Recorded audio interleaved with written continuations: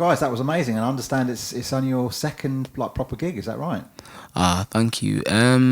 Yeah, we did We out here a few months back, and then we've been asked to do this, and we've thoroughly enjoyed ourselves.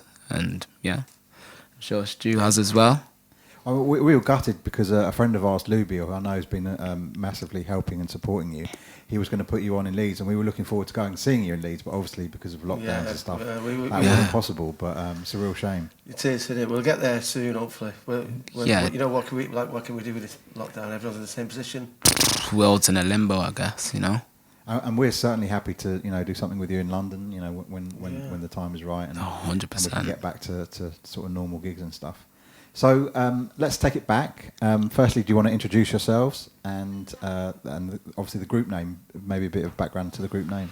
Okay. Do you want to go? The group name is quite interesting because my son, who was probably 6 at the time, is 7 now. What was it? Would have been 5. Would have been 5. He came home from school one day and said, "Dad, I've joined a gang." And I said, "Oh my gosh, what is this gang?" And he said, "It's the Secret Night Gang." I went, "My gosh, that is a fantastic name for a band." It took him about 2 weeks to give it me, and it took Callum and Kamai about 2 weeks to decide. Well, yeah, that was the name. That was the name. It just stuck ever since. Going back to where we met, when Callum and Kamai went to school together, they've been playing music from about 8 together. We had a Friday night jam session at the Jam Street, and that's literally where we met. And turned up, did the jam, and that's where we met. We became obviously friends. We realised we had so many musical influences, and yeah, they came back inspired from Love Supreme, wasn't it? Yeah, it was Love Supreme. We were outside. They said, "Ready to do an album?" I said, "Right, let's give it a go," and we went in there. 3 of us are quite good at songwriting. Not used to songwriting, I should say. And we just listened to each other without any egos, and we've written this album quite effortlessly and with a lot of fun. And now we're kind of at this point. And yeah, I think that's how music should be, because there's a lot of egos in this game. 100%. As people in the music business will tell you. Yeah. So that was a beautiful thing about it, in my opinion. No, 100%. And you've been involved in quite a few projects over the years, haven't you? Yeah. So tell us about some of those. Just projects, doing house music, being in bands, doing the jazz circuit and that, so I've been active for years, and so I feel blessed that these 2 young lads asked me to write an album with them. Do you know what I mean? So, yeah. And for you, as we were saying, you grew up with Callum. You've been sort of childhood friends or whatever. Yeah. And was music always the thing for you both? Well, to be fair, like for me personally, well, yes and no, because like I grew up in a family where we were brought up in like a music environment. Like I had older brothers that played instruments like drums and steel pans and things like that. But actually, the way me and Callum first met, we played football, and it wasn't until like later on in like high school days where like we developed a love for music. So then, I mean, the journey really started from there, really, and it's just progressing and progressing.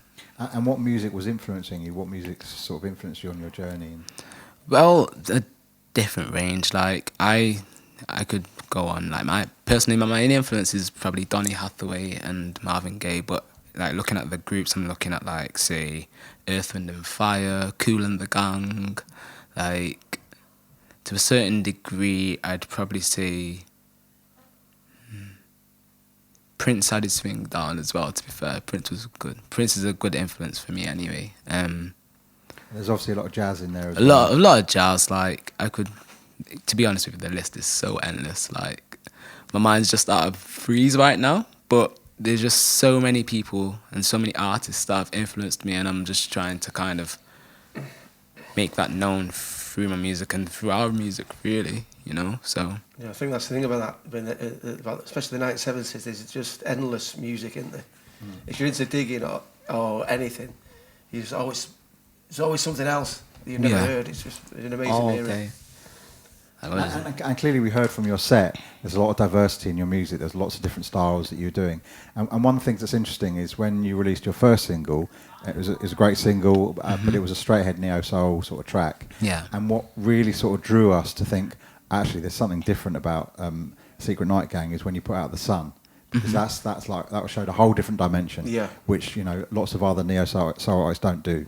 So that really sort of picked up our ears, and we really got into that and started playing that quite heavily. So talk to us about the kind of musical diversity that you have within the act, because you recorded a full album. Like for example, how that song came about. I had the chords. Callum really liked it. So he had many various chords. Yeah, chords. It restricted back, but then Callum heard the chords and thought we should use them. And he just wrote a poem about broken heart. Basically, And then true story.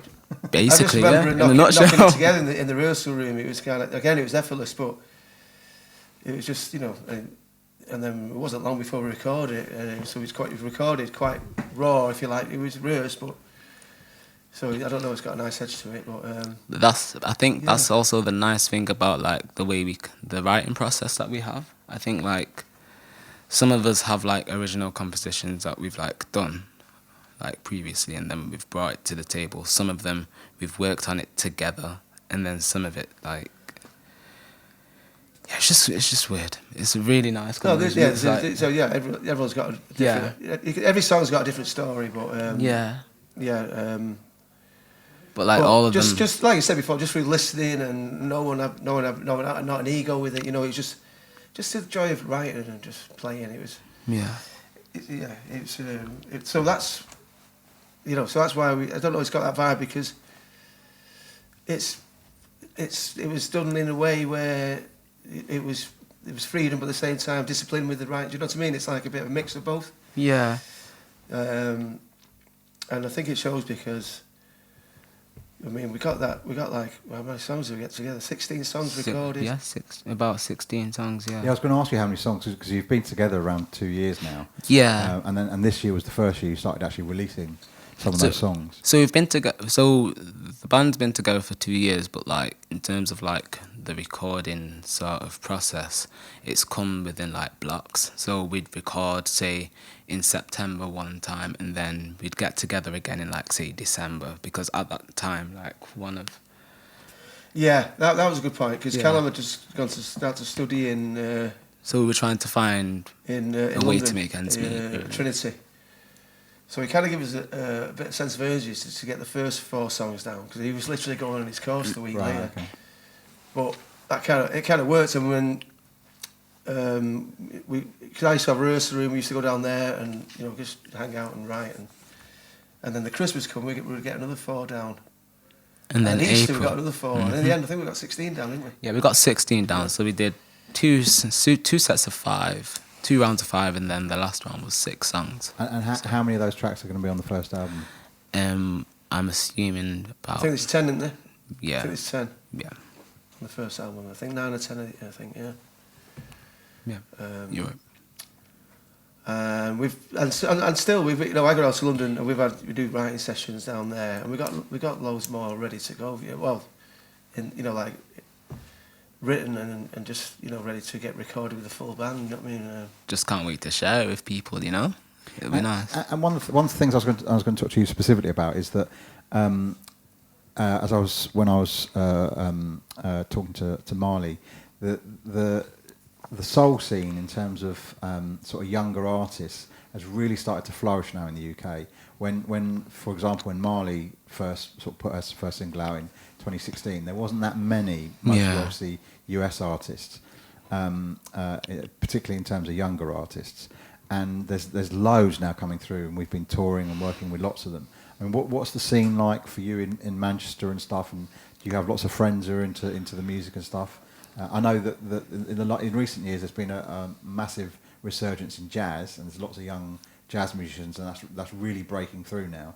And sort of coming behind that is all the sort of neo-soul artists. And to me, it's really exciting that lots of young artists are now doing sort of neo-soul. So what's your perspective on it all? I think it's brilliant, to be fair. It's about time that, like, my generation actually like start making their voice be heard, you know, like through their music. I think it's great, you know, like it's been a long time coming, especially for Manchester as well. I just think it's really refreshing, and the music, the amount of music, especially at the time that we're in as well. Like we're in like lockdown, and we've been through a pandemic like most of the year, and for Manchester to be like actually stepping up and producing so many like young artists, like it's just really refreshing to see. Like it's like this pandemic in a way has worked in the favour of like a lot of Mancunian artists coming up, and I think it's great. And do you know, are you part of that scene? Do you know a lot of the other artists? Yeah, I know quite a few of them, but it's been a while since I've like spoken to a lot of them, you know, like.